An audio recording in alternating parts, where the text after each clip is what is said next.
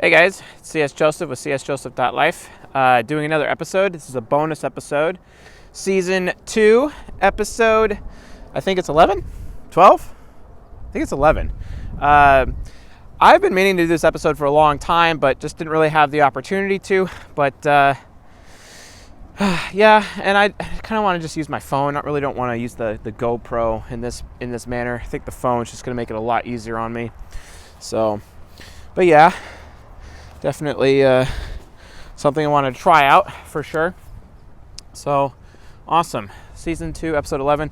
This is going to be a different lecture. We're going to be talking about how do social moratoriums impact the interaction styles. Wow, I hope the sound's not terrible because it's kind of windy. We'll find out later, right? Oh, look, it's those barking dogs again. My favorite. Gotta love those neighbor dogs. Nice golden retriever. No, actually that's a golden lab. My bad. So, anyway, how do social moratoriums impact the interaction styles? Interaction styles, also known as communication styles, according to Dr. Linda Behrens. Got to give credit where it's due. For some reason, people think that I don't, and I don't know why. Shout out to Mr. Jay Ackley for pointing out that I actually do put out sources and cite things sometimes. So thanks, bro. But beyond that, social moratoriums. So social moratoriums, very interesting approach to things. What is a social moratorium? Where do they come from? A social moratorium is basically something someone uses for being anonymous. When there's a social moratorium present, it means that social rules, social etiquette, at least traditional social rules and traditional social etiquette, no longer apply, which means when you don't have those pressures, you're not so inhibited. You're not really like inhibited, socially, or inhibited by your behavior. It's kind of like when you go to church, and typically the social rule, you're not allowed to have sex before marriage, is very well enforced in a church. But through a social moratorium, you go to church, it's okay to have sex before marriage under the social moratorium, right? So that's just an example of how a social moratorium works mechanically and kind of what it means. Bad example using church and sex, but I don't know. I've been celibate for many weeks now, so months actually, technically, at this point. So, I guess it's a little on the mind, a little bit more than usual. Kind of weird to admit that to the audience, but fair enough. Just trying to be focused on business and taking care of some of my other personal responsibilities, if you know what I mean. So, anyway, that being said, social moratoriums.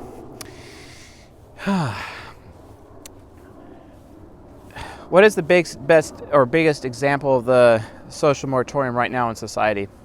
And why is it relevant? Well, the answer to that question is the internet.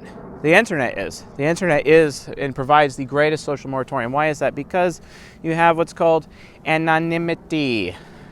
Anonymity. Yes.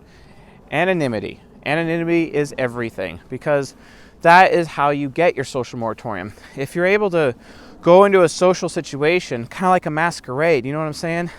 And no, I'm not going to go all Vampire the Masquerade anime show on this episode, nor am I going to be going Magic the Gathering Mercadian Masks either.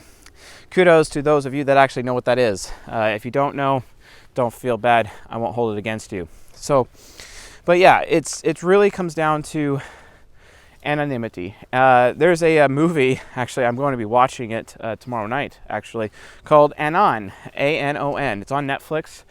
You need to watch that film because it is the polar opposite of a social moratorium, right? Why is that relevant? Well, when you have types like INTJs, ENTPs, INFJs, INFPs, hell, all of the intuitives, honestly, intuitives out of all the types really, really value privacy, and social moratoriums provide privacy because privacy actually provides freedom.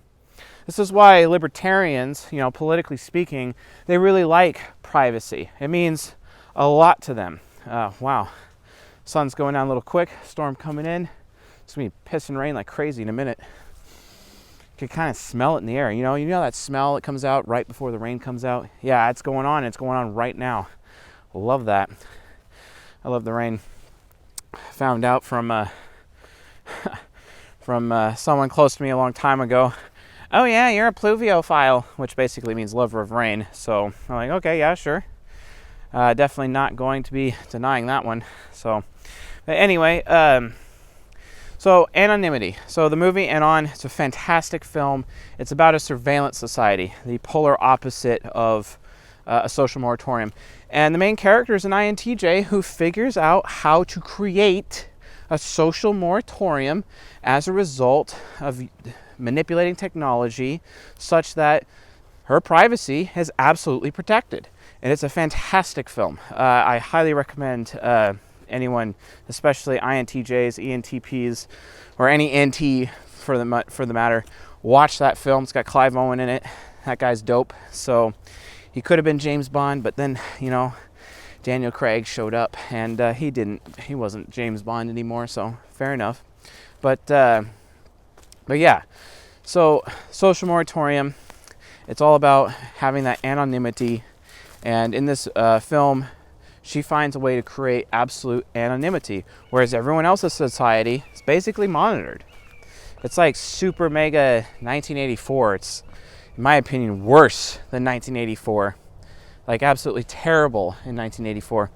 And, so within the context of this film, you just kind of like map it to our society and where it is right now. Societally speaking, well, not exactly the best situation, because within our society, while we can have we can have our privacy protected, and anonymity maintained, and I think that's kind of one of the main basic tenets of the United States of America, given that it is technically a constitutional right to privacy in some cases, and it is consistently infringed all the time. It's only a matter of time before right to privacy is completely thrown in the dumpster, let's be honest. Because it all stems from the premise, hey, you have nothing to worry about if you have nothing to hide, which quite frankly is, well, that's a very totalitarian point of view. It's a very authoritarian point of view. So even in an SJ society that's very authoritarian, shout out to the guy who separated the temperaments based on authoritarian left and right and libertarian left on right. That was excellent. I really enjoyed that. So keep that coming. Those of you in the audience who are participating in the comments of YouTube, yes, I read every freaking comment. I may not read all the replies, but fresh comments I do read. So, and if I heart your comment, that basically is me marking it as read, so that you understand that I actually read that. So, and I spent literally 2 hours on YouTube comments recently, so just understand it is a priority for me. So, but yeah. Social moratoriums, anonymity. Why? Because of privacy. Privacy is everything. When you live in a small town and you go to a church, kind of like I did growing up, there's not very much privacy because everyone knows each other. It's especially worse if you were in like a cult, like I was. I was in a cult. And from a cult standpoint, good luck. Good luck. It's even worse from a cult standpoint because everyone just knows you. Everyone understands you for the most part.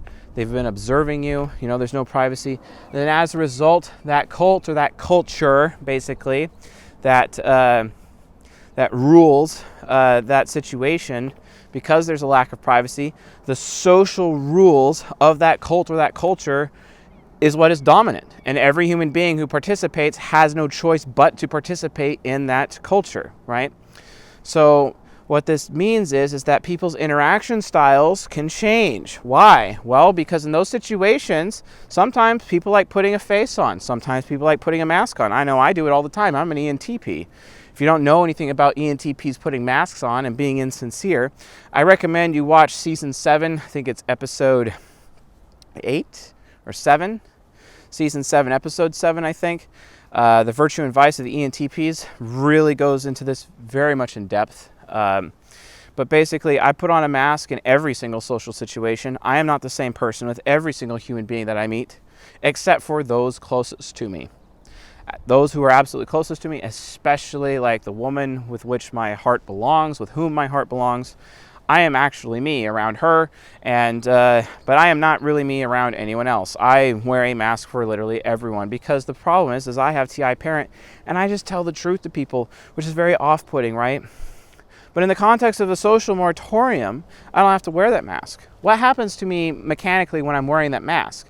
It's a cognitive transition. If you don't know what a cognitive transition is, it's in season 1. I explain cognitive transitions, but a cognitive transition is basically when you shift or adjust your personality such that you end up going into your subconscious or your unconscious or even your superego side of your mind to deal with a certain situation or a certain social happening or an event or whatever. But it's really you adjusting your personality for a finite amount of time such that you're really changing the social dynamics, because you're trying to hide something, right? Or you're trying to, because you know that fellow human beings around you, if you just behave the way that you would behave normally, they wouldn't like you. They would judge you, right? They would want you to behave differently. They would want you to follow the social rules of the cult or the culture, basically, right? And that's where the internet comes into play, because the internet has its own culture. It has its own cultural rules, because anyone can be anonymous, and because there is no guarantee that you would absolutely know anybody on the internet, as I recently found out in a very big and painful way in my life, but it is what it is. As a result of that, you just don't know people. You just don't know people on the internet because of that layer of anonymity. And anonymity goes even further, and it creates this social moratorium where you don't really have to cognitive transition. You can actually technically be yourself if you wanted to, or you could transition to the other sides of your mind and play with other interaction styles and other temperaments and be someone completely different, and actually utilize the social moratorium of the internet to develop the other sides of your mind. Be like, well, on this forum, I'm going to behave like my ESFP subconscious, or on this form over here, I'm going to behave like my ENTJ shadow or unconscious, right? Or I'm going to be an INFP subconscious over here. And you're literally able to utilize the internet to develop the other sides of your mind, specifically because there's a social moratorium. You could be anyone you want. You can even pretend to be someone else of the opposite gender. Another example of this in popular culture is the book and the movie called Ready Player One.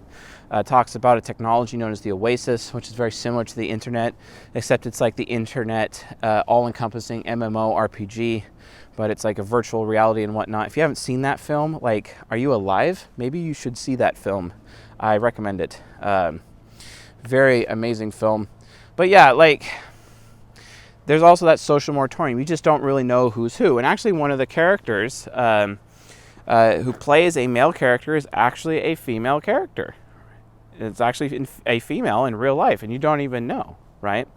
And it's always interesting, very interesting to actually, see that, And then you also get the stories of people getting catfished, for example. That sucks. That's a thing, right? So in those situations, what do you do? What do you how do you utilize that to your advantage? Well, you participate in the freaking social moratorium yourself, right? Add that layer, utilize that layer of anonymity, utilize that layer of privacy, and then you can develop the other sides of your mind. So when you're interacting with somebody online, just realize that some people are doing this, right? It's really important that you understand this, because if you're trying to type somebody on the internet, chances are that's not really like what their actual type is, right? Because, for example, like when we're on our Discord server, right? You have people who are typically behind the scenes, like INFPs, but then all of a sudden, you force them in an extroverted situation where Discord voice chat on the CS Joseph Discord server, and there's like 20 people in there, and they're all trying to type each other and whatnot, and someone's trying to type this INFP. We know they're introverted, right? Because they're responding, but they're kind of behaving like an NFJ because they've cognitive transitioned into their ENFJ unconscious, specifically because their SI child is uncomfortable in the situation, uncomfortable in that social situation because they're behind the scenes, and all of a sudden they're the focus or the focal point of everyone's attention in that voice chat room. So then everyone in the room mistypes them to INFJ. You see what I'm saying, right?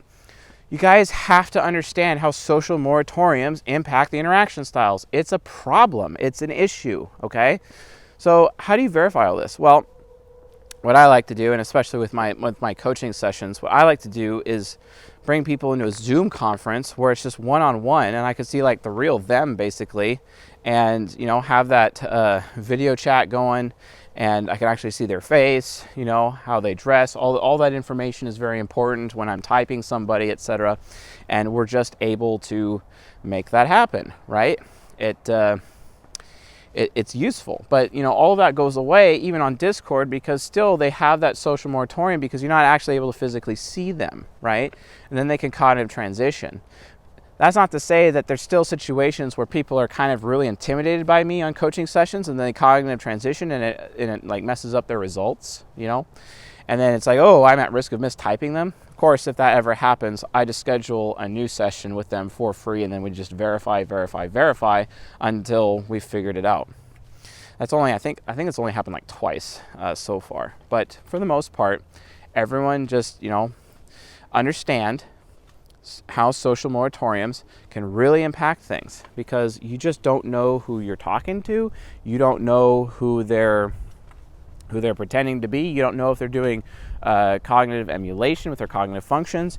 You don't know if they're in a different side of their mind. You don't know if they're trying to social engineer you. You just don't know, because the social moratorium provided by the internet, given the anonymity, given the privacy that is provided and afforded to people through the internet, it changes things from a cognitive standpoint, right? So anyway, I think I've hammered this pretty well. This is a shorter episode, but I just wanted to get it out of the way because it's something I've been planning to do for a while. But yeah, I'd like to ask the audience though, so what other social moratoriums or even anti-social moratoriums exist? I mean, I talk about, from my own experience, my own anecdotal evidence all the time, right? And for me, it's like, okay, church, being in a church cult or church culture, etc., small town culture, everyone knows each other. That can be a good thing, that can be a bad thing. It's probably a very good thing for people who are affiliative within their temperaments, because it's like, oh, we're just going to force everybody to do the right thing. And then pragmatic people like me suffer because we're just trying to do things that do what works, and then all of a sudden we get judged for not doing the right thing. Let me tell you something, folks. I don't give a damn about doing the right thing. I only care about doing what works. That's why when people who are so off-put by me because, oh my gosh, that guy is so mean. No, I'm just telling you the truth. But you're hurting my feelings. It's not my fault the truth hurts your feelings. That's actually your fault, not mine. Figure it out, right? That's not to say that you can't get in my face and criticize me and tell me how I'm doing things wrong, because guess what? You know what I'm going to do? I'm actually going to listen to you. I'm actually going to hear you out. I'm actually going to think to myself, wow, they might be right. Maybe their criticisms of me are correct. And then I'll think about it. And if they are correct, I'll take responsibility for my actions. If they're not correct, I'll call them out. And then after doing that self-evaluation, that self-analysis, then I'll start judging them. People, you need to stop judging people when they're trying to argue with you. Look at their argument first. Don't judge the man until after you've judged their argument. Figure that out. It's really annoying. But for some reason, SJs and NFs, those two temperaments, idealists and traditionalists, guardians, they're really, really quick to judge the man first, especially STJs and NFPs. They're really quick to judge the man instead of actually looking at their arguments. It's really frustrating, right? Well, social moratoriums, right, get in the way of that, which is nice. So, but think about it, there's also anti-social moratoriums. We have situations where it's socially controlled, it's socially locked down, and where people who may not be affiliative in that situation, who may be pragmatic, will end up feeling like their freedom is just, removed. This is why you have those, pragmatic people, especially like ESFPs, ESTPs, or even INTJs and ENTJs. They want to escape that small town culture because it's just so obnoxious to them. It's so toxic to them. It's so noxious, It's horrible. It's literally poison to their soul because it's like, I'm not growing. I can't be who I am in this society. And that's probably another reason it even happens in their own families. Good luck having a social moratorium to provide that anonymity or that privacy needed for pragmatics, aka artisans and intellectuals, to actually grow within the context of their family. Because if their family is not already predominantly a pragmatic temperament, for how, like, for example, if, like, the man in the house, if he's not pragmatic and running his family from a pragmatic point of view, the affiliatives will suffer in that situation, but then the pragmatics will suffer. And that's why all too often children are trying to get away from their families, because they can't be who they are within the context of their family. Do you know how I know? That's how it was for me. My mother, she's an ISFJ. She's affiliative. My father, he's an ENFJ. He's affiliative. My sister is an ESFJ. She's affiliative. They're all affiliative.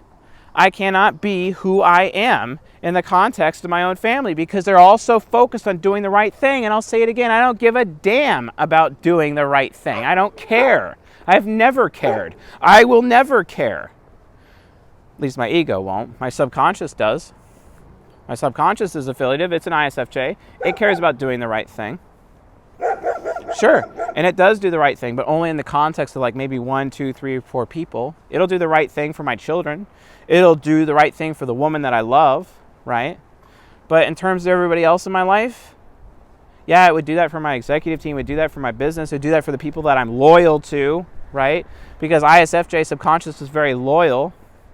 So of course I do the right thing for those people. But everybody else in general, am I going to do that? No, I'm going to be pragmatic, because it's who I am.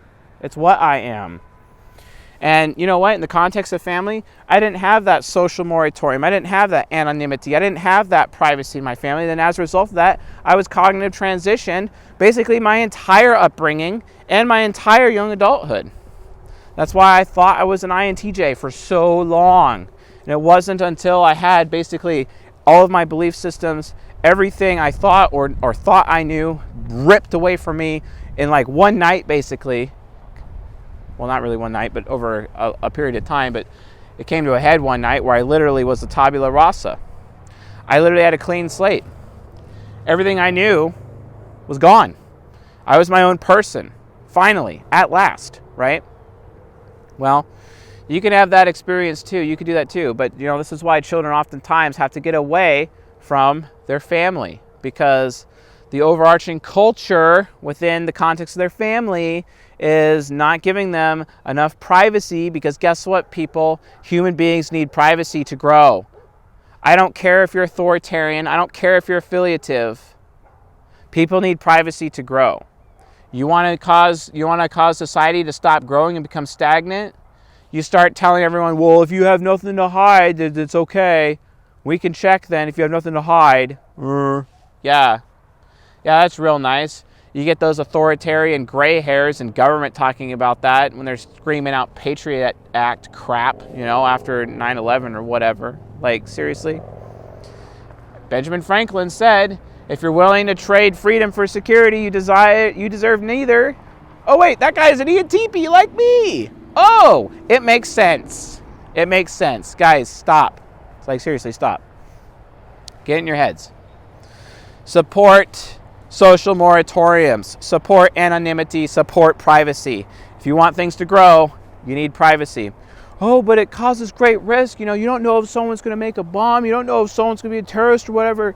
Yeah, but the thing is if you allow all of society to grow, the majority of people out there are actually good people, and they kind of outnumber the bad people, which means the bad people would end up being squelched by the fact that the rest of society is actually growing for once, especially mentally. So, keep track of that. Very important that we continue to do that. So, anyway, I think I've beat this dead horse long enough. So, if you found this lecture useful, helpful, educational, enlightening, please subscribe to the channel here on YouTube and hit a like while you're at it. That would be fantastic. Also, if you want to support us, please become a subscriber on Patreon. That would be fantastic as well. I'll see you guys tonight because I got many more to film. Talk to y'all later.